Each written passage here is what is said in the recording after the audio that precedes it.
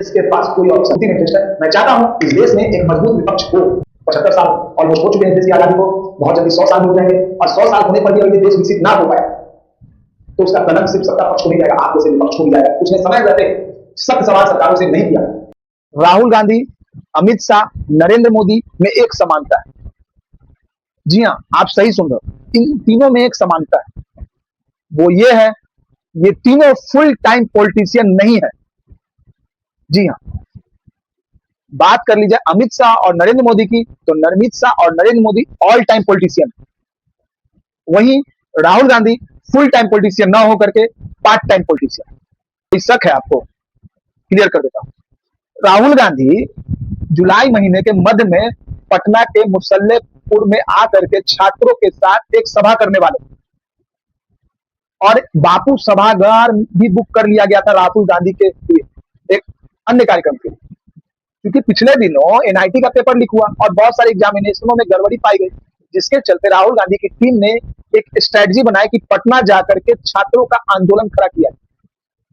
उसके लिए राहुल गांधी पटना आने वाले, पर एन मौके पर उनका कार्यक्रम रद्द हो। वजह बताई गई, चूंकि पटना के बांकेपुर में उपचुनाव है, इसलिए आधे पटना में आचार संहिता लग जाएगी।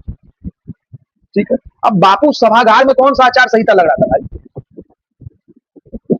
दूसरा कारण बताया गया कि वो आरजेडी से नाखुश है, क्योंकि उनके मना करने के बावजूद आरजेडी ने अपना कैंडिडेट प्रशांत किशोर के खिलाफ बांकेपुर के उपचुनाव 2026 में खड़ा कर दिया।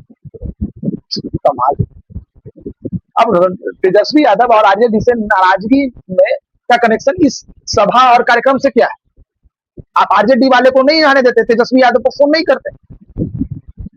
वो तो कार्यक्रम कांग्रेस पार्टी का था ना भाई, कि महागठबंधन का था। तीसरी एक और वजह बताई जा रही है अंदर में, कि वो कांग्रेस के बिहार संगठन के आपसी मनमुटाव और विवाद से खफा है, इसलिए वो पटना नहीं। अरे आप किसी कंपनी के सीईओ हैं क्या?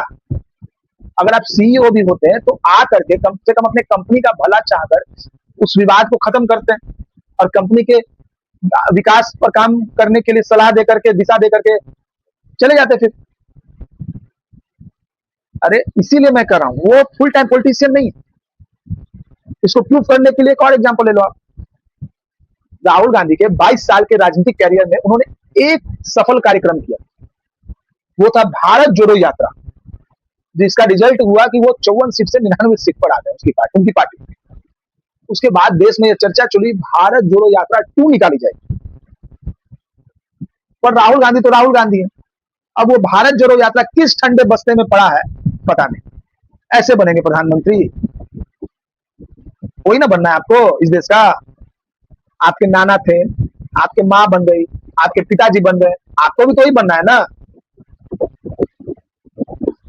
एक तरफ तो राहुल गांधी ये कहते हैं कि हम कांग्रेस का अधिकांश वोट बैंक इन क्षेत्रीय पार्टियों ने आपस में बांट लिया, जिस वजह से आज कांग्रेस पार्टी कमजोर हुई।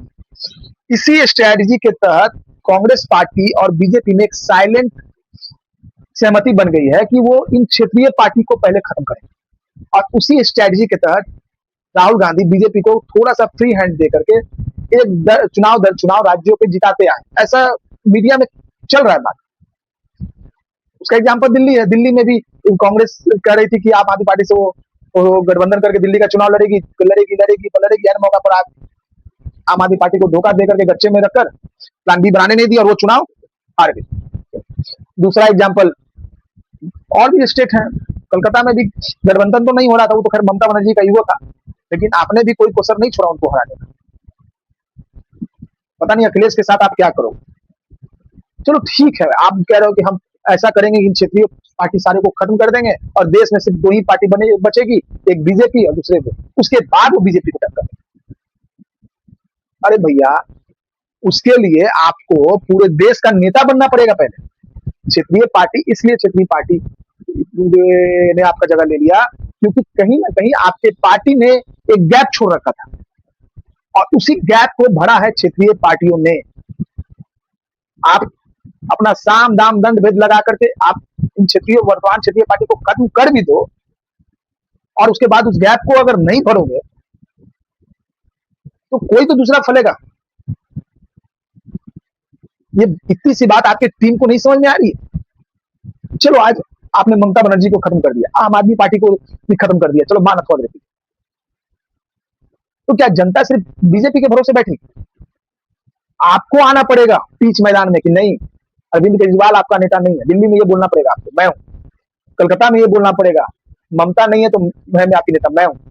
या अपने किसी दूसरे नेता को लाना पड़ेगा कांग्रेस पार्टी से वहां खड़ा करने के लिए। आप ये बता दो, आपने पिछले 22 सालों में कोई एक नेता किसी स्टेट को दिया हो? जितने युवा नेता थे, सचिन पायलट को छोड़ करके, अब वो भी युवा नहीं रहा और आप तो नहीं है, सब एक एक करके पार्टी छोड़ चुके हैं या कहीं और चले काम में लग गए। तो आप इन क्षेत्रीय पार्टी को खत्म कर भी दो तो उससे क्या हासिल होने वाला है कांग्रेस पार्टी को, या देश के लोकतंत्र उससे क्या मजबूत हो जाएगा? गैप तो अभी भी है। जब तक आप जमीन में उतर करके लड़ाई नहीं लड़ोगे तब तक कैसे ये गैप फुलफिल होगा? माना क्षेत्रीय पार्टी सब खत्म हो जाएगी और खत्म हो भी रही है, लेकिन सिर्फ इससे एक सत्ताधारी पार्टी को फायदा हो रहा है, पर देश का विपक्ष कहां रहा भैया? आप तो जहां थे वहीं हो। तो देखिए, लोकतंत्र में जनता को पक्ष भी चाहिए और प्रतिपक्ष भी चाहिए। पक्ष कितना भी मजबूत हो जाए, जनता को प्रतिपक्ष जरूर चाहिए। अगर आप उस गैप को फुलफिल नहीं करोगे और जो अभी है उसको आप दबा दोगे, मिटा दोगे, तो दूसरा कोई निकल जाएगा। इससे कुछ नहीं होने वाला है साहब, आपको बीच मैदान में आना होगा। और पिछले 22 साल से आपकी जो राजनीति मैंने देखी है, उससे नहीं लगता है कि आपने अपने जैसे कितने नेताओं को देश में खड़ा जो आप कह सके कि चलो हरियाणा के नेता वो हैं, पंजाब के नेता वो हैं। आपने एक एक सारे नेताओं का कैरियर खत्म कर दिया भैया। और जिस जिस स्टेट से आप जा रहे हो, या आपके पुराने कद्दावर नेता जो पुराने समय के आपके पिताजी और आपके दादी माँ के समय के नेता थे, वो जो खत्म हो रहे, उसके बाद वहां पर दूसरे कांग्रेस के नेता नहीं बन पा रहे हैं। आप कांग्रेस को कहां ले जा रहे हो? भले ही आप आज 100 सीट पर आ गए हो, मुझे तो नहीं लगता है कि फ्यूचर में आपकी पार्टी दोबारा विपक्ष में बैठने लायक बचेगी कि नहीं बचेगी। मुझे आपकी पार्टी के ग्रोथ में कोई इंटरेस्ट नहीं है, मुझे बस इस देश में इंटरेस्ट है और इस देश के लोकतंत्र के मजबूती में इंटरेस्ट है। मैं चाहता हूं इस देश में एक मजबूत विपक्ष हो, जो अभी नहीं है, और मुझे नहीं लगता कि आप एक मजबूत विपक्ष की भूमिका निभा पा रहे हो।